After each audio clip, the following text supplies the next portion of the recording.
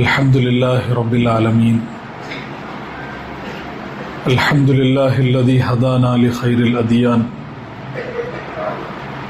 وما كنا لنهتدي لولا أن هدانا الله وأكمل لنا ديننا وأتم علينا نعمته ورضي لنا بالإسلام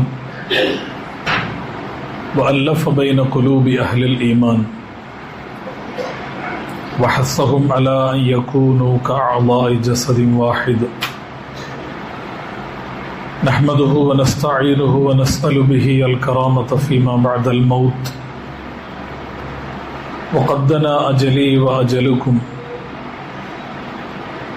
أشهد أن لا إله إلا الله وحده لا شريك له وأشهد أن محمدا عبده ورسوله أرسله بالحق بشيرا ونذيرا وداعيا إلى الله بإذنه وسراجا منيرا. فبلغ الرسالة وأدى الأمانة وقام بالحجة ودعا إلى الحق. فمن يطع الله ورسوله فقد رشد ومن يعص الله ورسوله فقد ضل ضلالا مبينا. اللهم صل على محمد وعلى آل محمد كما صليت على إبراهيم وعلى آل إبراهيم إنك حميد مجيد. اللهم بارك على محمد وعلى آل محمد كما باركت على إبراهيم وعلى آل إبراهيم في العالمين إنك حميد مجيد. أيها الإخوة المؤمنون، أوصيكم وإياي أولا بتقوى الله تبارك وتعالى والاعتصام بحبل الله جميعا والامتثال لما أمر الله به والامتناع عما نهى الله عنه. قال الله تبارك وتعالى في محكم كتابه العزيز: أعوذ بالله من الشيطان الرجيم. لقد من الله على المؤمنين إذ بعث فيهم رسولا من أنفسهم يتلو عليهم آياته ويزكيهم ويعلمهم الكتاب والحكمة وإن كانوا من قبل لفي ضلال مبين. صدق الله العلي العظيم. സ്നേഹധന്യരായ അള്ളാഹുവിൻ്റെ ദീനിൻ്റെ മാർഗത്തിലെ സത്യവിശ്വാസികളായ സഹോദരന്മാരെ, സഹോദരികളെ, സർവ്വലോകരക്ഷിതാവായ അള്ളാഹു സുബ്ഹാനഹു വ തആലയുടെ ആജ്ഞാനിർദ്ദേശങ്ങൾ ജീവിതത്തിൽ ഉടനീളം പാലിച്ച് മുത്തഖികളായി ജീവിക്കണമെന്ന് ഓരോരുത്തരെയും ആദ്യമായി ഓർമ്മപ്പെടുത്തുകയാണ്. അല്ലാഹു സുബ്ഹാനഹു വ തആല അവൻ്റെ തൃപ്തിയിൽ ജീവിച്ച് മരിക്കുന്ന യഥാർത്ഥ മുത്തഖികളുടെ കൂട്ടത്തിൽ നാം ഇവരെയും ഉൾപ്പെടുത്തി അനുഗ്രഹിക്കുമാറാവട്ടെ. അവൻ്റെ ജന്നാത്തുൽ ഫിർദൗസിൽ ഇതുപോലെ ഒരുമിച്ച് കൂടാനുള്ള സൗഭാഗ്യം പടച്ച റബ്ബ് നമുക്കെല്ലാവർക്കും പ്രദാനം ചെയ്യുമാറാവട്ടെ. ഇന്നത്തെ ദിവസം നമുക്കൊക്കെ അറിയാവുന്നതുപോലെ റസൂലുള്ളാഹി സ്വല്ലല്ലാഹു അലൈഹി വസല്ലമയുടെ ജനനം നടന്നു എന്ന് പറയുന്ന ചില അഭിപ്രായ വ്യത്യാസങ്ങൾ ഉണ്ടെങ്കിലും ഏറ്റവും പ്രബലമായ അഭിപ്രായ പ്രകാരം അള്ളാഹുവിൻ്റെ റസൂൽ ജനിക്കുകയും വഫാത്താവുകയും ചെയ്ത ദിവസമാണ് റബീഉൽ അവ്വൽ 12. അതോടൊപ്പം കേരളത്തിൽ ഓണം ആഘോഷിക്കുന്ന ദിവസം കൂടിയാണിന്ന്. ഓണവും റബീഉൽ അവ്വലും എന്ന ഒരു ചേർച്ചയെക്കുറിച്ച് പലരും ഇന്ന് പറഞ്ഞുകൊണ്ടിരിക്കുന്നുണ്ട്. മൊത്തം ഒരു ഫെസ്റ്റിവൽ മൂഡിലാണ് ആളുകൾ ഇന്ന് ജീവിച്ചുകൊണ്ടിരിക്കുന്നത്. ഏത് മൂഡ് എന്നൊരു ചോദ്യം ഉണ്ട്. അതിന് പാട്ട് കേട്ടിട്ടുണ്ടാവുകൾ. അങ്ങനെ ഒരു വല്ലാത്തൊരു മൂഡിലാണ് ആളുകൾ ജീവിച്ചുകൊണ്ടിരിക്കുന്നത്. അത് ഒരു ആഘോഷ മൂഡ് മനുഷ്യന്റെ ജീവിതത്തിൽ പൊതുവെ കടന്നു വന്ന ഒരു കാലത്തിലൂടെയാണ് നമ്മൾ ഇന്ന് മുന്നോട്ട് പോകുന്നത്. അതിൽ മുസ്ലിം സമുദായവും വ്യത്യാസമൊന്നുമല്ല. ഒരുപക്ഷെ ഈ ഓണാഘോഷവുമായി ബന്ധപ്പെട്ടുകൊണ്ടുള്ള റീൽസുകളും വീഡിയോസുകളൊക്കെ കണ്ടു കഴിഞ്ഞാൽ അതിലേറ്റവും കൂടുതൽ ആഘോഷപൂർവ്വം അതിൽ പങ്കെടുത്തുകൊണ്ടിരിക്കുന്ന ഒരു വിഭാഗം ഇന്ന് മുസ്ലിം സമുദായമാണ്. നാളെ ചിലപ്പോൾ ഒരു പരാതി ഉണ്ടാവാൻ സാധ്യതയുണ്ട്. ഓണത്തെ മുസ്ലിം സമുദായം ഹൈജാക്ക് ചെയ്യുകയാണോ എന്നൊരു ചോദ്യം ചിലപ്പോൾ അപ്പുറത്തുനിന്ന് ഉണ്ടാവാൻ സാധ്യതയുണ്ട്. അത്രമാത്രം ആ ഒരു ആഘോഷ മൂഡിലേക്ക് മുസ്ലിം സമുദായവും കടന്നു വന്നിരിക്കുന്നതിൻ്റെ ഒരുപാട് അടയാളങ്ങൾ ഇന്ന് ക്യാമ്പസുകളിലാണെങ്കിലും ക്യാമ്പസുകളുടെ പുറത്താണെങ്കിലും കമ്പനികളിലാണെങ്കിലും എല്ലായിടത്തും അത് നമുക്കിന്ന് വളരെ പ്രകടമായും കണ്ടുകൊണ്ടിരിക്കുന്നുണ്ട്. ഓണം എന്ന് പറയുന്നത് യഥാർത്ഥത്തിൽ ഒരു മതപരമായ ആഘോഷമാണ്, അതിൽ യാതൊരു സംശയവുമില്ല. ക്രിസ്ത്യാനികൾ അങ്ങനെ ആഘോഷിക്കാറില്ല പൊതുവെ, കാരണം അവർക്കറിയാം അതൊരു മതാഘോഷമാണെന്ന്. അതറിയാത്തൊരു വിഭാഗമായി തൗഹീദിന്റെ ഏറ്റവും ശക്തമായ പാഠങ്ങൾ പഠിപ്പിക്കപ്പെട്ട മുസ്ലിം ഉമ്മത്ത് അതറിയാതെ പോകുന്നു എന്ന് പറയുന്നത്, അല്ലെങ്കിൽ അതിനെ മറച്ചു വെച്ചുകൊണ്ട് അവരുടെ മതേതര മുഖം പ്രകടിപ്പിക്കുന്നതിന്റെ ഭാഗമായി ആഘോഷിച്ചുകൊണ്ടിരിക്കുന്നു എന്ന് പറയുന്നത് എത്രമാത്രം അപഹാസ്യമായ ഒന്നാണെന്ന് പലപ്പോഴും നമ്മൾ ചിന്തിക്കുന്നില്ല. ഈ ബഹുസ്വരത എന്നൊക്കെ പറയുന്നത് ആളുകൾ വിചാരിക്കുന്നത് എല്ലാവരും ഒന്നായി മാറലാണെന്നാണ്. അല്ല, എല്ലാവരും ഒന്നായി മാറുന്നതിന് ബഹുസ്വരത എന്ന് പറയില്ലല്ലോ. എല്ലാവരും ഒന്നായി കഴിഞ്ഞാൽ പിന്നെ അത് ഒറ്റൊന്നാണ്. ബഹുസ്വരത എന്ന് പറയുന്ന യഥാർത്ഥത്തിൽ എന്താണ്? ബഹുസ്വരത എന്ന് പറയുന്നത് വൈവിധ്യങ്ങളെ എല്ലാവർക്കും ഉൾക്കൊള്ളാൻ കഴിയുന്ന ഒരു സാമൂഹ്യ ഘടന ഉണ്ടാവുക എന്നതിനാണ് ബഹുസ്വരത എന്ന് പറയുക. അവിടെ എല്ലാ വൈവിധ്യങ്ങളും ഉണ്ടാവും. അള്ളാഹു മനുഷ്യന്റെ സൃഷ്ടിപ്പിനെ കുറിച്ച് പറയുന്നിടത്ത് തന്നെ ആ വൈവിധ്യങ്ങളെ കുറിച്ച് പറയുന്നുണ്ടല്ലോ. വമിൻ ആയാതിഹി ഖൽഖുസ് സമാവാതി വൽ അർളി വഖ്തിലാഫു അൽസിനതികും വഅൽവാനികും ഇന്ന ഫീ ദാലിക ലആയാതിൻ ലിൽ ആലിമീൻ എന്ന് പടച്ചോൻ പറയുന്നുണ്ട്. ആകാശഭൂമികളുടെ സൃഷ്ടിപ്പ് അള്ളാന്റെ ദൃഷ്ടാന്തങ്ങളിൽ പെട്ടതാണ് എന്ന് പറഞ്ഞ് അതിന്റെ തൊട്ട് ശേഷം പറയുന്നത് ഖൽഖുസ് സമാവാതി വൽ അർളി വഖ്തിലാഫു അൽസിനതികും വഅൽവാനികും, നിങ്ങളുടെ നിറങ്ങളിലും നിങ്ങളുടെ ഭാഷകളിലും വൈവിധ്യങ്ങൾ അള്ളാഹു നൽകിയത് ഈ പ്രപഞ്ചത്തിന്റെ ഒരു സൗന്ദര്യമാണ്. അത് ഈ ഭൂമിയുടെ ഈ പ്രപഞ്ചത്തിൽ അള്ളാഹു നൽകിയ ഒരു ദൃഷ്ടാന്തമാണ് എന്ന് വിശുദ്ധ ഖുർആൻ പറയുന്നുണ്ട്. അപ്പൊ വൈവിധ്യങ്ങൾ നിലനിൽക്കുക എന്ന് പറയുന്നത് ഒരു മോശം കാര്യമായി ഇസ്ലാം കാണുന്നില്ല. എന്ന് മാത്രമല്ല, ആ വൈവിധ്യങ്ങളെ പരസ്പരം ഉൾക്കൊണ്ടുകൊണ്ട് ജീവിക്കുന്ന ഒരു സാമൂഹ്യ ഘടനയാണ് ഈ ലോകത്തുണ്ടാകേണ്ടത് എന്നാണ് അള്ളാഹു നമ്മളെ പഠിപ്പിക്കുന്നത്. ഈ ഭൂമി ലോകത്ത് അള്ളാഹു യുദ്ധം അനുവദിച്ചതിന്റെ ന്യായം പറയുന്നിടത്ത് അള്ളാഹു പറയുന്നത് എന്താ? വലൗലാ ദഫ്ഉല്ലാഹി الناس ബഅദുഹും ബിബഅദിൻ ലഹുദ്ദിമത സവാമിഉൻ വബിയഉൻ വസലവാതുൻ വമസാജിദു യുദ്കറു ഫീഹി ഇസ്മുല്ലാഹി കസീറാ.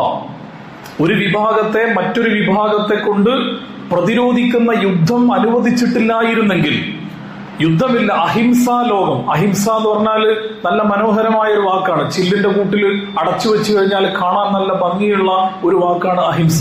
പക്ഷെ മനുഷ്യന്റെ ചരിത്രത്തിൽ എവിടെയും അത് പ്രായോഗികമായി നടപ്പിലാക്കപ്പെട്ടിട്ടില്ല എന്നുള്ളത് ഹക്കും ബാത്തിലും തമ്മിലുള്ള സംഘട്ടനത്തിന്റെ ലോക ചരിത്രം നമ്മളെ പഠിപ്പിക്കുന്ന ഒരു പാഠാണ്.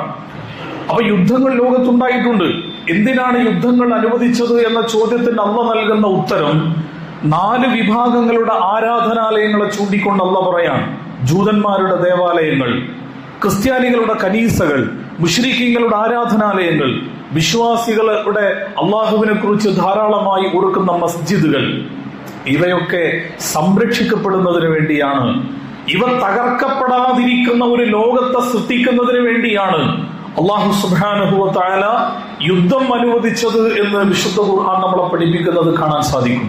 അപ്പോ എല്ലാവരുടെയും ആരാധനാലയങ്ങൾ നിലനിൽക്കുന്ന, എല്ലാവരുടെയും ആരാധനാ കർമ്മങ്ങൾ നിലനിൽക്കുന്ന, എല്ലാവരുടെയും ആഘോഷങ്ങളുടെ വൈവിധ്യങ്ങൾ നിലനിൽക്കുന്ന, വ്യത്യസ്തമായ ഭാഷകളും നിറങ്ങളും വർണ്ണങ്ങളുമുള്ള ഒരു മനോഹരമായ ഒരു ലോകം എന്നതാണ് പടച്ചതമ്പുരാൻ ഈ ലോകത്തെക്കുറിച്ച് മുന്നോട്ട് വെക്കുന്ന ഒരു സങ്കല്പം എന്ന് പറയുന്നത്. അതുകൊണ്ട് വൈവിധ്യങ്ങൾ എന്ന് പറയുന്നത് തകർത്തുകൊണ്ട് ഒന്നായി മാറുന്നതിന്റെ പേരാണ് മതേതരത്വം എന്ന് തെറ്റിദ്ധരിച്ചുകൊണ്ട് ആ ഒരു ബഹുസ്വരത സൃഷ്ടിക്കുന്നതിൽ ഞങ്ങൾ മുൻപന്തിയിലാകണമെന്ന് തീരുമാനിച്ച ഒരു വിഭാഗം മുസ്ലിം സമുദായത്തിലും ഉണ്ടായതുകൊണ്ടാണ് ഓണം ദേശീയോത്സവമാണെന്ന് പറയുമ്പോഴേക്ക് ആകപ്പാടെ ചാടിപ്പിടിച്ച് അത് നമ്മൾ ആഘോഷിച്ചിട്ടില്ലെങ്കിൽ മതേതരത്തിന്റെ പുറത്തായി പോകുമെന്ന് തീരുമാനിക്കുന്ന ഒരു സാഹചര്യത്തിലേക്ക് എത്തുന്നത്. ഒരു സ്കൂളിലെ ടീച്ചറെ പുറത്താക്കി. ഒരു മുസ്ലിം മാനേജ്മെന്റ് നടത്തുന്ന സ്കൂളാണത്. തിബിയാൻ എന്ന് പറയുന്ന ചെറിയ കുട്ടികൾ ഖുർആൻ പഠിക്കുന്ന ഒരു സ്കൂളാണ്, അല്ലെങ്കിൽ ആ സ്കൂളിലെ ടീച്ചറാണ് അവര് ആ കുട്ടികളോട് പറഞ്ഞു, നിങ്ങൾ ഓണം ആഘോഷിക്കരുത്. കാരണം അതിനൊരു മതമുഖമുണ്ട്. ആ മതമുഖമുള്ളത് കൊണ്ട് നിങ്ങൾ അത് ആഘോഷിക്കാതിരിക്കുന്നതാണ് നല്ലത് എന്ന് വളരെ മയത്തിൽ, ഒരു വർഗീയതയും അതിലില്ല, ഒരു സാമുദായിക വികാരവും അതിനകത്തില്ല, മറിച്ച് ആശയപരമായ ആദർശപരമായ ഒരടിസ്ഥാനത്തിൽ നിന്നുകൊണ്ടാണ് ആ ടീച്ചർ കുട്ടികളോട് സംവദിക്കുന്നത്. അതിന്റെ പേരിൽ വലിയ കലാപങ്ങൾ ഉണ്ടാക്കി. ആരാ കലാപങ്ങൾ ഉണ്ടാക്കിയത്? കലാപങ്ങൾ ഉണ്ടാക്കുന്നവർ ഈ രാജ്യത്തെ മതേതരത്വത്തിന്റെ വലിയ വക്താക്കളാണെന്ന് പറയാൻ വേണ്ടി ശ്രമിക്കുന്ന ആളുകൾ വലിയ കലാപങ്ങൾ ഉണ്ടാക്കി, സമരമുണ്ടാക്കി. അവസാനം ക്ഷമാപണത്തിന്റെയും മാപ്പ് സാക്ഷിത്വത്തിന്റെയും മനോഭാവമുള്ള ഒരു മാനേജ്മെന്റാണ് സ്കൂൾ ഭരിക്കുന്നത് എന്നതുകൊണ്ട് ആ സാധു ടീച്ചർ അതിന്റെ പേരിൽ അവിടുന്ന് പുറത്താക്കി. ഇതാണോ യഥാർത്ഥത്തിൽ സംഭവിക്കേണ്ടത്? അല്ലല്ലോ. ഇതല്ല. ആഘോഷങ്ങൾ എന്ന് പറയുന്നത് ഓരോരുത്തർക്കും ആഘോഷങ്ങളുണ്ട്. ഓണം എന്ന് പറയുന്നത് മതസ്വഭാവമുള്ള ആഘോഷമാണ്. തൃക്കാക്കരയപ്പനെ മാറ്റി നിർത്തിക്കൊണ്ട് ഓണാഘോഷിക്കാൻ പറ്റൂല. ഓണത്തിന്റെ പൂക്കളത്തിന് പോലും ഒരു മതമുണ്ട്. ആ ഓണവുമായി ബന്ധപ്പെട്ടുകൊണ്ടുള്ള കളികൾ നിങ്ങൾ പഠിച്ചു കഴിഞ്ഞാൽ അതിനകത്ത് മതമുണ്ട്. ആ ആചാരപരമായ അനുഷ്ഠാനപരമായ ഒരുപാട് കാര്യങ്ങൾ ഉൾക്കൊള്ളുന്ന ഒരു ആഘോഷത്തിന്റെ പേരാണ് ഓണം. ഞാൻ ഈ ഖുതുബ നിർവഹിക്കുമ്പോൾ ഈ ഖുതുബ ആളുകൾ കേട്ട് ഒരുപക്ഷെ ഈ മതേതര വിരുദ്ധമായ ഓണത്തിനെതിരെ ഖുതുബ നടത്തിയെന്ന് പ്രചരണം നടത്തിയേക്കാം. പക്ഷെ പറയേണ്ടത് പറയാതിരിക്കാൻ പറ്റില്ലല്ലോ. യഥാർത്ഥത്തിൽ ഓണം എന്ന് പറയുന്നത് തികച്ചും മതസ്വഭാവമുള്ള ഒരു ആഘോഷമാണ്. ആ മതസ്വഭാവമുള്ള ആഘോഷം ഒരു പൊതുസമൂഹത്തിൽ ജീവിക്കുമ്പോൾ ആശംസകൾ കൈമാറുന്നതിനെ കുറിച്ചല്ല ഞാൻ പറയുന്നത്. അയൽപക്കത്തുള്ള മുസ്ലിം അല്ലാത്ത സുഹൃത്ത് ഓണസദ്യക്ക് വിളിച്ചു കഴിഞ്ഞാൽ ഞാനതിന് വരില്ല എന്ന് പറയാൻ വേണ്ടിയല്ല ഞാനിത് പറയുന്നത്. അങ്ങനെ ഓണസദ്യക്ക് വിളിച്ചാൽ ആ സദ്യ നിങ്ങൾ ഉണ്ണണം, അതല്ല ഈ പറഞ്ഞതിനർത്ഥം. മറിച്ച് ആഘോഷത്തിന്റെ മൂഡിലേക്ക് എല്ലാവരും വരിക, എന്നിട്ട് ഒന്നിച്ചാഘോഷിക്കുന്ന ഒരു മനോഭാവം സൃഷ്ടിക്കപ്പെടുക. ഇത് എന്ത് ദീനിന്റെ അടിസ്ഥാനത്തിലാണ് ന്യായീകരിക്കാൻ പറ്റുക? ഇത് ഞാൻ പറഞ്ഞല്ലോ, ഇൻഹിയ ഇല്ലാ ഹയാതുന ദുനിയ നമൂതു വനഹ്യ വമാ നഹ്നു ബിമബ്ഊസീൻ എന്ന് വിശുദ്ധ ഖുർആൻ പറയുന്ന ഒരു വിഭാഗത്തെ കുറിച്ച് ഖുർആൻ പറയുന്നുണ്ട്. എന്താണ് അവരുടെ മനോഭാവം? ഈ ദുനിയാവിലെ ജീവിതം എന്ന് പറഞ്ഞാൽ മരിക്കുന്നതിന് മുമ്പുള്ള അവസരമാണ്. അത് പരമാവധി അടിച്ചു പൊളിക്കുക, അത് പരമാവധി സുഖിച്ച് അർമാദിച്ച് ആനന്ദിച്ച് എന്തെല്ലാം ആഘോഷത്തിന്റെ മൂഡ് കൊണ്ടുവരാൻ പറ്റോ അതെല്ലാം കൊണ്ടുവന്നുകൊണ്ടുള്ള ഒരാഘോഷത്തിന്റെ ലോകം സൃഷ്ടിക്കുക.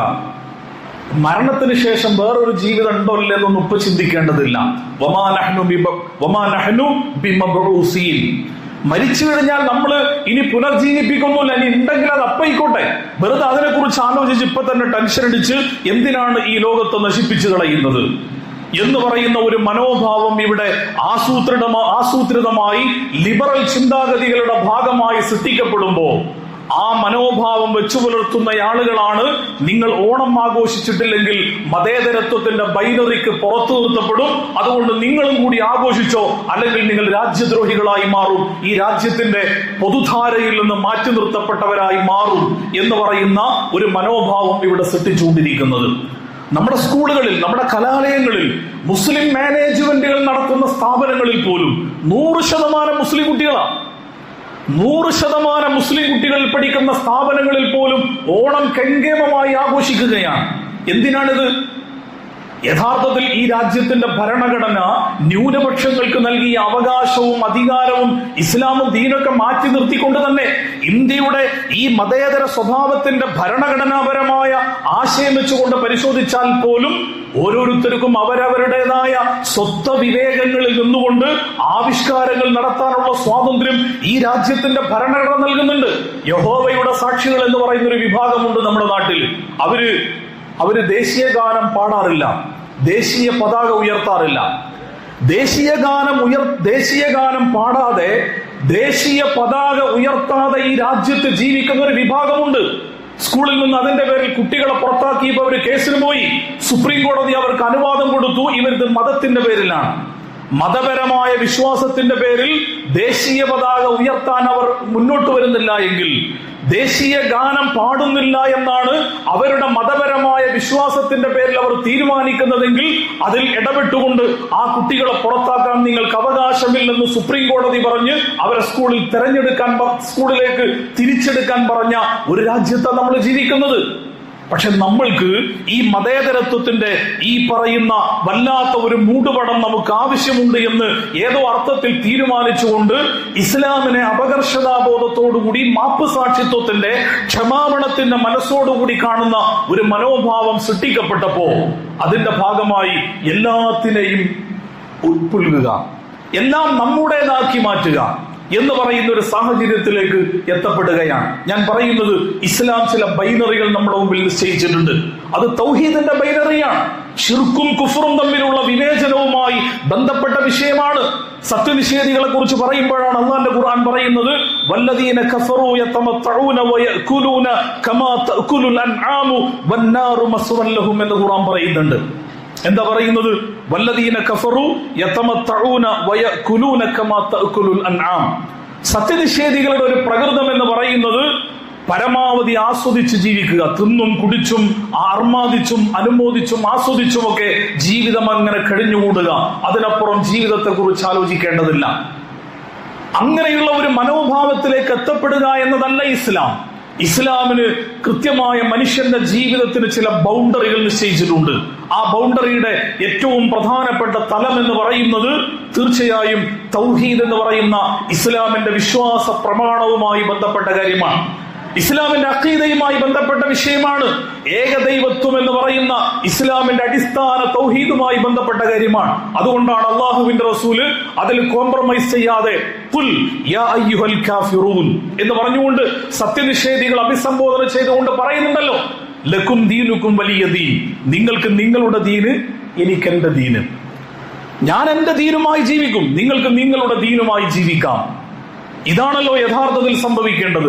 ഞാൻ എന്റെ ദീനിൽ കോംപ്രമൈസ് ചെയ്തുകൊണ്ട്, ഞാൻ എന്റെ ഇസ്ലാമികമായ ഉള്ളടക്കത്തിൽ കോംപ്രമൈസ് ചെയ്തുകൊണ്ട്, ഞാൻ എന്റെ ദീനിന്റെ കച്ചടക്കവുമായി ബന്ധപ്പെട്ടുകൊണ്ടുള്ള എല്ലാ ബൈനറികളും തകർത്ത് തരിപ്പണമാക്കിക്കൊണ്ട് ജീവിക്കുക എന്നതല്ല അള്ളാഹുവിന്റെ റസൂൽ നമ്മുടെ മുമ്പിൽ പഠിപ്പിക്കുന്ന പാഠം.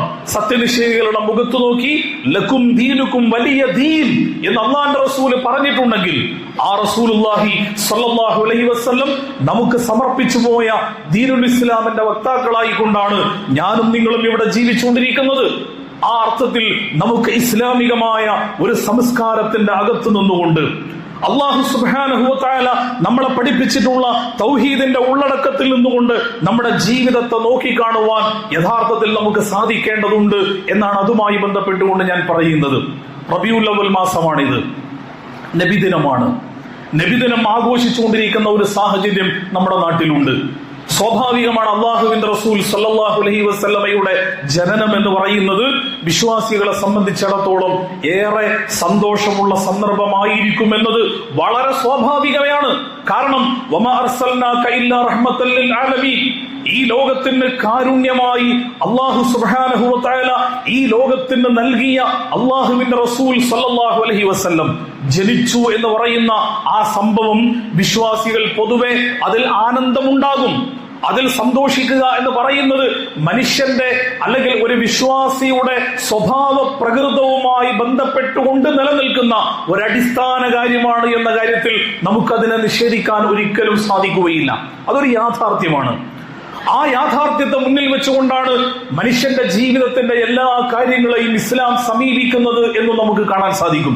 അള്ളാഹുവിന്റെ റസൂൽ സല്ലല്ലാഹു അലൈഹി വസല്ലമയുടെ ജനനം നടന്ന സന്ദർഭത്തിൽ ആ നിലക്ക് സന്തോഷിക്കുന്നതിന് തെറ്റൊന്നുമില്ല.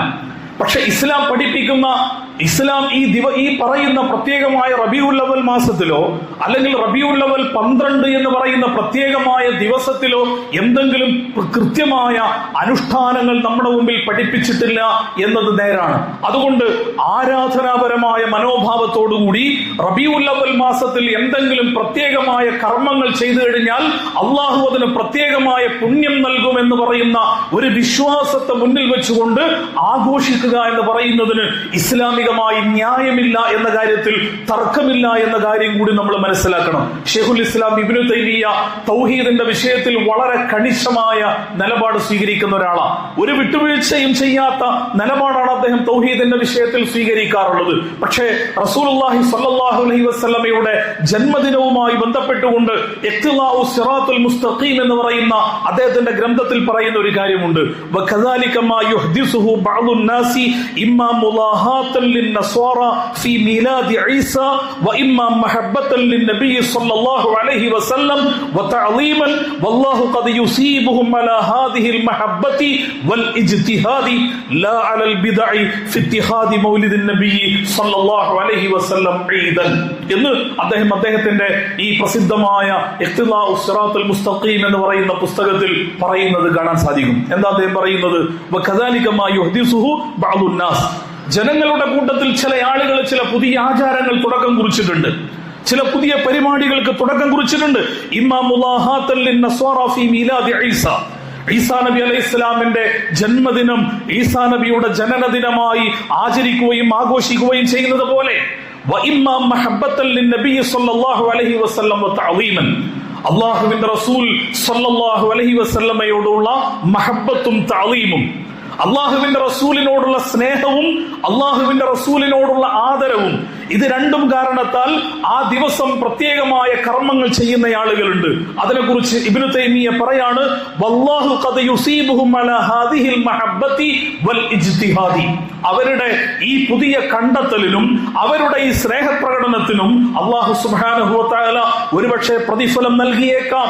ലാ അലൽ ബിദ്അ ഫി ഇത്തിഹാദി മൗലിദിൻ നബി സ്വല്ലല്ലാഹു അലൈഹി വസല്ലം ഈദൻ, എന്നാൽ നബി സല്ലല്ലാഹു അലൈഹി വസല്ലമയുടെ ജനനദിനം ഒരു ആഘോഷം എന്ന നിലക്ക് പ്രത്യേകമായ കർമ്മങ്ങളും ആചാരങ്ങളും അനുഷ്ഠാനങ്ങളും നിശ്ചയിച്ചുകൊണ്ട് അതിനെ ആ സ്വഭാവത്തിൽ കൊണ്ടാടുന്ന ബിദ്അത്തല്ലാതെ മാറിക്കഴിഞ്ഞാൽ എന്ന് പറഞ്ഞാൽ സ്വാഭാവികമായും ആ ദിവസത്തിൽ ഒരു വിശ്വാസിയുടെ സ്നേഹപ്രകടനത്തിന്റെ ഭാഗമായി ഉണ്ടാകുന്ന ചില കാര്യങ്ങൾ അതിനെ വലിയ തോതിലുള്ള ഇസ്ലാം വിരുദ്ധ കാര്യമായി ആ സ്വഭാവത്തിൽ പറയേണ്ടതില്ല എന്നുകൂടിയാണ് റസൂലുള്ളാഹി സ്വല്ലല്ലാഹു അലൈഹി വസല്ലമയുടെ ജനനവുമായി ബന്ധപ്പെട്ടുകൊണ്ട് ആ കാലഘട്ടത്തിൽ ഉണ്ടായിരുന്ന സംഭവങ്ങളെ മുന്നിൽ വെച്ചുകൊണ്ട് ഷെയ്ഖുൽ ഇസ്ലാം ഇബ്നു തൈമിയ്യ റഹിമഹുല്ലാ നമ്മളെ പഠിപ്പിക്കുന്നത് എന്നുകൂടി നമുക്ക് കാണാൻ സാധിക്കും.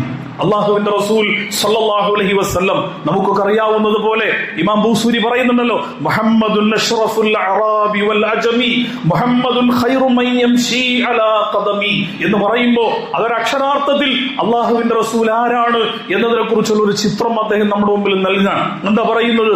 മുഹമ്മദുൻ അഷ്റഫുൽ അറാബി വൽ അജമി, അറബികളാവട്ടെ അനറബികളാവട്ടെ, അറബികളാണെങ്കിലും അനറബികളാണെങ്കിലും എല്ലാ മനുഷ്യരുടെ കൂട്ടത്തിലും മുഹമ്മദുൻ അഷ്റഫു, മുഹമ്മദ് സല്ലല്ലാഹു അലൈഹി വസല്ലം മനുഷ്യരുടെ കൂട്ടത്തിൽ ഏറ്റവും ശ്രേഷ്ഠനായ വ്യക്തിത്വമാണ് എന്ന കാര്യത്തിൽ സംശയമില്ല.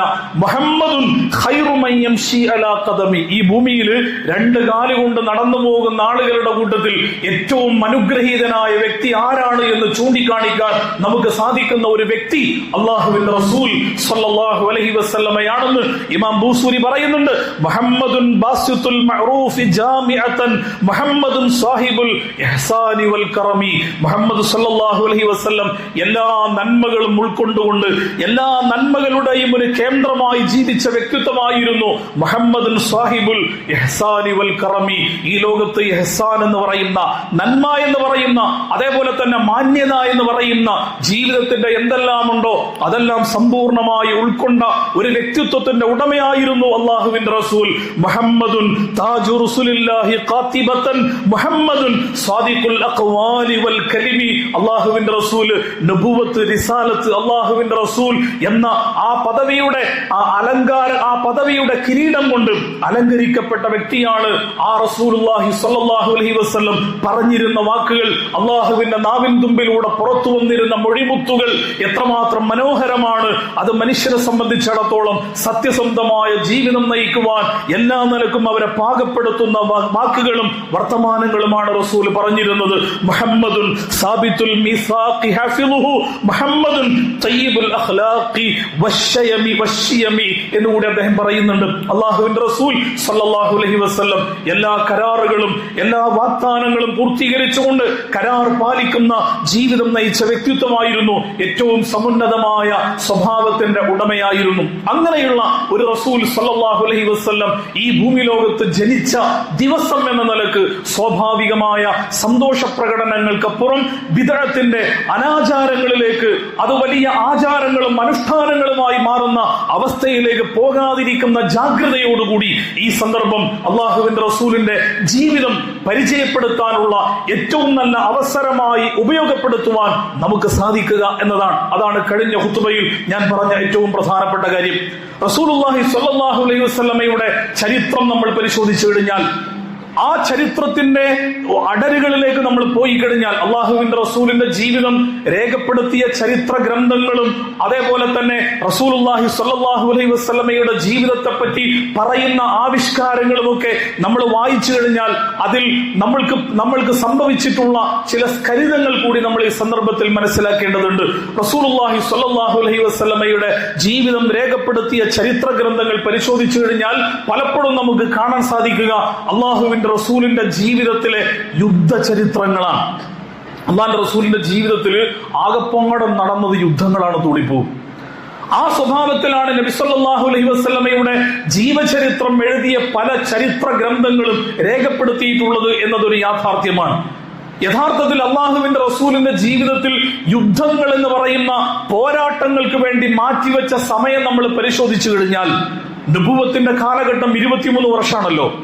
ആ 23 വർഷക്കാലത്തിൽ റസൂൽ എത്ര കാലമാണ് യുദ്ധം ചെയ്തത് എന്ന് പരിശോധിച്ചു കഴിഞ്ഞാൽ, ചരിത്രപരമായ യുദ്ധങ്ങളുടെ ദിവസങ്ങളും മണിക്കൂറുകളും നമ്മൾ എണ്ണിക്കഴിഞ്ഞാൽ ഞാൻ പറയുന്നു അത് 3 മാസം പോലും ഉണ്ടാവില്ല. അള്ളാഹുവിന്റെ റസൂല് യുദ്ധങ്ങൾക്ക് വേണ്ടി 3 മാസങ്ങൾ പോലും 23 വർഷത്തിനുള്ളിൽ മാറ്റിവെച്ചിട്ടില്ല. കാരണം അള്ളാഹുവിന്റെ റസൂൽ യുദ്ധങ്ങൾക്ക് വേണ്ടി നിയോഗിക്കപ്പെട്ട പ്രവാചകനല്ല, മറിച്ച് അനിവാര്യമായ ഘട്ടങ്ങളിൽ യുദ്ധം ചെയ്തിട്ടുണ്ട്. യുദ്ധങ്ങളുടെ അനിവാര്യതയെ കുറിച്ച് അള്ളാഹുവിന്റെ ഖുർആൻ പറയുന്നുണ്ടല്ലോ, ഉദിന ലില്ലദീന യുഖാതിലൂന ബിഅന്നഹും ളുലിമു.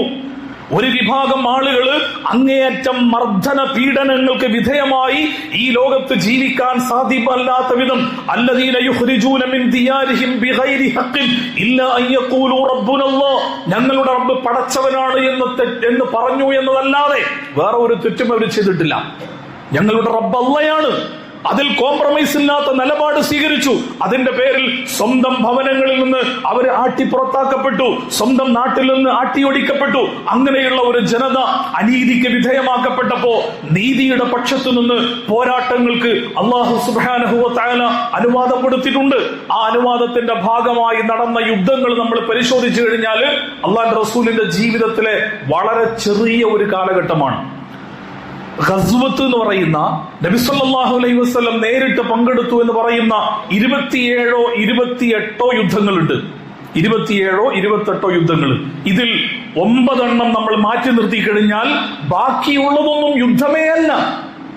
എന്ന് പറഞ്ഞാൽ അവിടെ ഒരു പോരാട്ടം നടന്നിട്ടില്ല. അവിടെ രണ്ടാളുകൾ തമ്മിലുള്ള ഒരു ചെറിയ സംഘട്ടനം നടന്നു, ഒരു തുള്ളി രക്തം പോലും വീണിട്ടില്ല. ആ സംഭവത്തെ പോലും യഥാർത്ഥത്തിൽ യുദ്ധമെന്നാണ് പലപ്പോഴും പരിചയപ്പെടുത്താറുള്ളത്. എത്രത്തോളം എന്ന് ചോദിച്ചാൽ, നബി സല്ലല്ലാഹു അലൈഹി വസല്ലമയുടെ ജീവിതത്തിലെ ഏറ്റവും മനോഹരമായ വിട്ടുവീഴ്ചയുടെ അങ്ങേ അറ്റത്തെ സ്വഹാബികളെ സംബന്ധിച്ചിടത്തോളം സബറിന്റെ നെല്ലിപ്പടി കാണാന്ന് പറയില്ലേ, ആ അവസ്ഥയിലേക്ക് എത്തിയ സംഭവമായിരുന്നു ഹുദൈബിയ സന്ധി അല്ലെ. ആ ഹുദൈബിയ സന്ധി നബി സല്ലല്ലാഹു അലൈഹി വസല്ലം പങ്കെടുത്ത ഖസ്വത്തിലാണ് പറയാറുള്ളത്. അല്ലാഹുവിന്റെ റസൂൽ പങ്കെടുത്ത യുദ്ധം എന്നായാലും പറയാം. യഥാർത്ഥത്തിൽ അത് യുദ്ധമേ അല്ലല്ലോ. അതൊരു യുദ്ധം ഇല്ലാതാക്കാൻ വേണ്ടി നബി സല്ലല്ലാഹു അലൈഹി വസല്ലം മക്കയിലെ മുശ്രിക്കീങ്ങളുമായി സ്വഹാബികൾക്ക് ഇഷ്ടമില്ലാഞ്ഞിട്ടും ഉമർ ഇബ്നുൽ ഖത്താബ് റളിയല്ലാഹു അൻഹു ഹുദൈബിയ സന്ധിയുടെ സന്ദർഭത്തിലാണ് റസൂലിന്റെ മുഖത്ത് നോക്കി ചോദിച്ചത്, നിങ്ങൾ അല്ലാഹുവിന്റെ റസൂലിന്റെ അല്ലേ? അങ്ങനെ ചോദിച്ചു, നിങ്ങൾ അള്ളാന്റെ റസൂൽ തന്നെയല്ലേ, എന്നിട്ട് നിങ്ങൾ ഈ പറയുന്ന അങ്ങേയറ്റത്തെ നമുക്ക് നഷ്ടം മാത്രം ഉണ്ടാക്കുന്ന ഈ കരാറിൽ നിങ്ങൾ ഒപ്പുവെക്കാണോ? എത്രത്തോളം എന്ന് ചോദിച്ചാൽ അതിന്റെ അടിയിൽ മുഹമ്മദുൻ റസൂലുള്ളാഹ് എന്ന് നബി സല്ലല്ലാഹു അലൈഹി വസല്ലമയുടെ സീല് വെച്ചപ്പോ മക്കയിലെ മുശ്രിക്കീങ്ങൾ പറഞ്ഞു, ഈ സീല് മുഹമ്മദുൻ റസൂലുള്ളാഹ് എന്ന ഈ കരാറിൽ ഞങ്ങളും ഒപ്പിട്ട് കഴിഞ്ഞാൽ നിങ്ങൾ അള്ളാന്റെ റസൂലാണെന്ന് ഞങ്ങൾ അംഗീകരിക്കലാണല്ലോ, അതുകൊണ്ട് അത് മായ്ച്ചു കളയണം, മുഹമ്മദ് ഇബ്നു അബ്ദില്ലാഹ് എന്നെഴുതണം. അള്ളാഹു റസൂൽ അതിനും തയ്യാറായി. അങ്ങനെ ഒപ്പിട്ട ഒരു കരാറാണ് ഹുദൈബിയ സന്ധി. ആ ഹുദൈബിയ സന്ധി യുദ്ധമാണെന്നാ പറയാറുള്ളത്. ഇസ്ലാമിക ചരിത്രത്തിലെ ഒന്നാമത്തെ യുദ്ധം ബദറാണല്ലോ, ബദറുൽ കുബറ. ബദറുൽ കുബറ എന്നതിനെ കുറിച്ച് പറയാം. ഇസ്ലാമിക ചരിത്രത്തിൽ യൗമുൽ ഫുർഖാനാണ്. സത്യവും അസത്യവും ഈ ലോകത്തിന്റെ മുമ്പിൽ വിവേചിക്കപ്പെട്ട ദിവസമാണ് യൗമുൽ ഫുർഖാൻ എന്ന് പറയുന്ന ബദർ. ബദറിനെ കുറിച്ചുള്ള വിശേഷണങ്ങൾ കേട്ടുകഴിഞ്ഞാൽ, ബദർമാല പാട്ടുകൾ നമ്മൾ കേട്ടുകഴിഞ്ഞാൽ, ബദർ കിസ്സപ്പാട്ട് ആസ്പദമാക്കിക്കൊണ്ടുള്ള നമ്മുടെ പണ്ട് കാലത്ത് നാട്ടിലൊക്കെ നടന്നുകൊണ്ടിരിക്കുന്ന ഈ എന്താ പറയാ പരിപാടികളുണ്ടല്ലോ, അതൊക്കെ നമ്മൾ കേൾക്കുകയും കാണുകയും ചെയ്തു കഴിഞ്ഞാൽ ഒന്നാം ലോക മഹായുദ്ധം പോലെ, രണ്ടാം ലോക മഹായുദ്ധം പോലെ, ഫ്രഞ്ച് വിപ്ലവം പോലെ, അല്ലെങ്കിൽ റഷ്യൻ വിപ്ലവം പോലെ ഒരുപാട് പതിനായിരക്കണക്കിന് ലക്ഷക്കണക്കിന് കോടിക്കണക്കിന് ആളുകൾ മരിച്ചു വീണ വർഷങ്ങളോളം നീണ്ടുനിന്ന ഒരു പോരാട്ടമാണെന്ന് തോന്നിപ്പോകും. പക്ഷെ യഥാർത്ഥത്തിൽ ബദർ എന്ന് പറഞ്ഞാൽ എന്താ? ബദർ എന്ന് പറയുന്നത് റമദാൻ മാസത്തിന്റെ 17ാമത്തെ രാവിലെ ഏതാനും മണിക്കൂറുകൾ നടത്തിയ ആസൂത്രണവും സുബൈ നിസ്കാരത്തിന് ശേഷം വെറും 4 മണിക്കൂർ മാത്രം നീണ്ടുനിന്ന ഒരു യുദ്ധത്തിന്റെ പേരാണ് ബദർ. 4 മണിക്കൂർ, ഒരു ദിവസം തികച്ചുണ്ടായിട്ടില്ല. 4 മണിക്കൂർ മാത്രമാണ് ശത്രുക്കളും മുസ്ലിങ്ങളും തമ്മിൽ ബദറിൽ പോരാട്ടം നടത്തുന്നത്. ആ 4 മണിക്കൂർ നീണ്ടുനിന്ന പോരാട്ടം ഇസ്ലാമിക ചരിത്രത്തിലെ മഹാസംഭവമാണ്. സംഭവമാകുന്നത് എങ്ങനെയാണ്? അതിൽ മരിച്ചു വീണ ആളുകളുടെ എണ്ണത്തിന്റെ കണക്ക് കൊണ്ടല്ല, അത് ഒരുപാട് വർഷങ്ങളും നീണ്ടുനിന്ന പോരാട്ടമായതുകൊണ്ടല്ല, മറിച്ച് ആ സംഭവം ഇസ്ലാമിക ചരിത്രത്തിൽ ഉണ്ടാക്കിയ മാറ്റം എന്ത് എന്ന പരിഗണനയുടെ അടിസ്ഥാനത്തിലാണ്. ആ അടിസ്ഥാനത്തിലാണ് ബദർ പ്രസക്തമാകുന്നത്. ഉഹദ് എന്ന് പറയുന്നത് ഒരു ദിവസം മാത്രം നീണ്ടുനിന്ന പോരാട്ടമാണ്. ഖന്ദഖ് എന്ന് പറയുന്നതിൽ യുദ്ധമേ നടന്നിട്ടില്ല. സൽമാൻ അൽ ഫാരിസി റളിയല്ലാഹു തആല അൻഹുവിന്റെ അഭിപ്രായ പ്രകാരം മദീനയുടെ 3 കവാടങ്ങളിൽ കിടങ്ങു കയറിക്കൊണ്ട് ശത്രുക്കളെ മദീനയുടെ പുറത്ത് പ്രതിരോധിച്ചു നിർത്തിയ ഒരു പോരാട്ട തന്ത്രം മാത്രമായിരുന്നു അഹ്സാബ്. അഹ്സാബ് കേട്ട് കഴിഞ്ഞാൽ തന്നെ യഥാർത്ഥത്തിൽ ആ തന്ത്രം അവിടെ പ്രയോഗിച്ചിട്ടില്ലായിരുന്നെങ്കിൽ റസൂലുള്ളാഹി സ്വല്ലല്ലാഹു അലൈഹി വസല്ലമയുടെ ജീവിതത്തിലെ ഏറ്റവും രക്തരൂക്ഷിതമായ കലാപമായി അത് രേഖപ്പെടുത്തുമായിരുന്നു. കാരണം എന്താ? കാരണം എല്ലാവരും അഹ്സാബാണ് അവിടെ. മക്കയിലെ മുശ്രിക്കീങ്ങൾ മാത്രമല്ല, മജൂസികളുണ്ട്, ജൂതന്മാരുണ്ട്, ക്രിസ്ത്യാനികളുണ്ട്, പല ഗോത്രങ്ങളുണ്ട്. അങ്ങനെ അള്ളാഹുവിന്റെ ദീനിനെ ശത്രുപക്ഷത്ത് നിർത്തി മറ്റുള്ളവരെല്ലാവരും അവർക്കിടയിലുള്ള ശത്രുതകൾ മറന്ന് ഒന്നായി ഇസ്ലാമിനെ തകർക്കാൻ തീരുമാനിച്ച പോരാട്ടത്തിന്റെ പേരാണ് അഹ്സാബ്. പക്ഷേ സൽമാൻ അൽ ഫാരിസി റളിയല്ലാഹു അൻഹുവിന്റെ അഭിപ്രായ പ്രകാരം കിടങ്ങു കയറി 1 മാസക്കാലത്തോളം മദീനയുടെ പുറത്ത് കാത്തുകെട്ടി അവസാനം അവര് പിരിഞ്ഞുപോയ സംഭവത്തിന്റെ പേരാണ് അഹ്സാബ്. അവിടെ യുദ്ധം നടന്നിട്ടില്ല. തബൂക്ക് യുദ്ധം എന്ന് പറയും. തബൂക്ക് യുദ്ധമാണോ? അല്ല. തബൂക്ക് എന്ന് പറഞ്ഞു കഴിഞ്ഞാൽ ഒരു വലിയ പോരാട്ടമായി മാറേണ്ടതായിരുന്നു. പക്ഷെ അവിടെ ഒരു യുദ്ധം നടന്നിട്ടില്ല. നബി സല്ലല്ലാഹു അലൈഹി വസല്ലം 30,000-ഓളം വരുന്ന സൈന്യത്തെ സജ്ജമാക്കിക്കൊണ്ട് റോമിനെ പിടിച്ചെടുക്കാൻ വേണ്ടി പുറപ്പെട്ടു. പക്ഷേ 100,000-ഓളം വരുന്ന സൈന്യത്തെ കൃത്യമായി സജ്ജീകരിച്ചുകൊണ്ട് നബി സല്ലല്ലാഹു അലൈഹി വസല്ലമയെ നേരിടാൻ വേണ്ടി അവർ പുറപ്പെട്ടു. പക്ഷേ നേരത്തെ നടന്ന മുഅത്ത യുദ്ധമുണ്ട്. ആ മുഅത്ത യുദ്ധത്തിൽ ഖാലിദ് ഇബ്നുൽ വലീദ് റളിയല്ലാഹു അൻഹുവിന്റെ തന്ത്രപരമായ ഇടപെടൽ കൊണ്ട് റോമാ സൈന്യത്തെ പരാജയപ്പെടുത്തിയ ആ സംഭവം അവർ ഓർത്തെടുത്തപ്പോ വഴിയിൽ വെച്ചുകൊണ്ട് റോമാ സൈന്യം പിന്മാറിക്കൊണ്ട് പോയി യുദ്ധമില്ലാതെ വിജയം നേടിയെടുത്ത സംഭവത്തിന്റെ പേരാണ് ഈ പറയുന്ന തബൂക്ക് എന്ന് പറയുന്നത്. പക്ഷെ ഇതൊക്കെ യുദ്ധങ്ങളാണ്. ഞാൻ പറഞ്ഞെന്താന്ന് വെച്ച് കഴിഞ്ഞാല് നബി സല്ലല്ലാഹു അലൈഹി വസല്ലമയുടെ ജീവിതം നമ്മൾ പരിശോധിച്ചു കഴിഞ്ഞാൽ അള്ളാഹുവിന്റെ റസൂലിന്റെ ജീവിതത്തിൽ യുദ്ധങ്ങൾ എന്ന് പറയുന്നത് വളരെ വളരെ കുറച്ചു മാത്രമേ ഉണ്ടായിട്ടുള്ളൂ.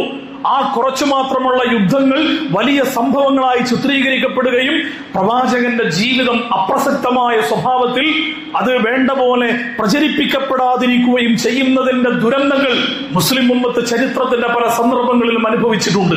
അള്ളാഹുവിന്റെ റസൂലിനെ കുറിച്ച് ഓറിയന്റലിസ്റ്റുകൾ എഴുതിയ ഗ്രന്ഥങ്ങൾ നമ്മൾ വായിച്ചു കഴിഞ്ഞാൽ, ഇസ്ലാമിന്റെ ശത്രുക്കൾ പ്രചരിപ്പിക്കുന്ന പ്രചരണങ്ങൾ നമ്മൾ പരിശോധിച്ചു കഴിഞ്ഞാൽ 2 കാര്യങ്ങളാ പ്രധാനമായിട്ടും അവർ പറയാം. ഒന്ന്, അള്ളാഹുവിന്റെ റസൂല് യുദ്ധക്കൊതിയനായിരുന്നു, മഅദല്ലാഹ്. രണ്ടാമത്തത്, അള്ളാഹുവിന്റെ റസൂല് സ്ത്രീ തൽപരനായിരുന്നു, അള്ളാഹു കാത്തുരക്ഷിക്കട്ടെ. ഈ രണ്ട് ആരോപണങ്ങളാണ് നബി സല്ലല്ലാഹു അലൈഹി വസല്ലമയെ കുറിച്ച് ഇസ്ലാമിന്റെ ശത്രുക്കൾ പലപ്പോഴും ഉന്നയിക്കാറുള്ളത്.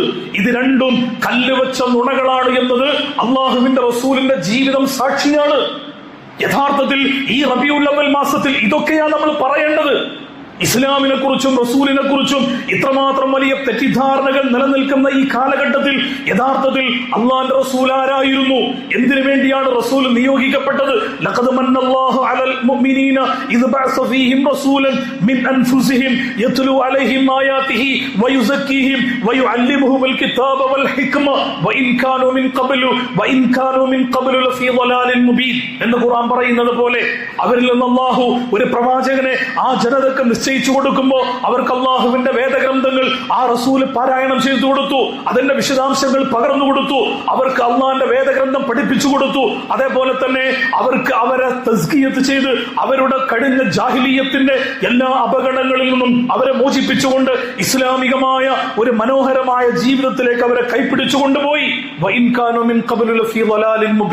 വളരെ വ്യക്തമായ ലലാലത്തിൽ അകപ്പെട്ട ആ ജനതയെ ഹിദായത്തിന്റെ മാർഗത്തിലേക്ക് കൈപ്പിടിച്ചു കൊണ്ടുവന്ന് ഒട്ടകത്തിന്റെ മൂക്കുകയറ് മാത്രം പിടിക്കാൻ അറിയുമായിരുന്ന ആ ജനതയെ ലോകത്തിന്റെ നേതൃപദവി അലങ്കരിക്കാൻ മാത്രം കെൽപ്പുള്ള സമൂഹമാക്കി പടച്ചതമ്പുരാൻ വാർത്തെടുത്തു എന്ന് പറയുന്ന വിപ്ലവകരമായ പോരാട്ടത്തിന്റെ ചരിത്രം വിസ്മരിച്ചുകൊണ്ട് യുദ്ധത്തിന്റെ വർത്തമാനങ്ങൾ മാത്രം പറയുമ്പോഴുണ്ടാകുന്ന അള്ളാഹുവിന്റെ റസൂലിന്റെ ജീവിതത്തെ കുറിച്ചുള്ള തെറ്റിദ്ധാരണകൾ ദൂരീകരിക്കാൻ നമുക്ക് കഴിയണം. ആ അർത്ഥത്തിൽ വളരെ പ്രൊഡക്റ്റീവായ, വളരെ പോസിറ്റീവായ സ്വഭാവത്തിൽ ഈ റബീഉൽ അവ്വൽ മാസത്തെ ഉപയോഗപ്പെടുത്താൻ മുസ്ലിം ഉമ്മത്ത് തീരുമാനിച്ചു കഴിഞ്ഞാൽ അത് ഇസ്ലാമിന് കരുത്തുണ്ടാകും. അള്ളാഹിന്റെ ദീനിന്റെ മുന്നോട്ട് പോക്കിൽ അത് വലിയ സഹായകമായി മാറും. ആ സ്വഭാവത്തിൽ ചരിത്രപരമായ പ്രാധാന്യമുള്ള ഈ മാസത്തെ ഉപയോഗപ്പെടുത്തുവാൻ മുസ്ലിം ഉമ്മത്തിന് കഴിയണം. അള്ളാഹു തൗഫീഖ് നൽകി അനുഗ്രഹിക്കുമാറാവട്ടെ.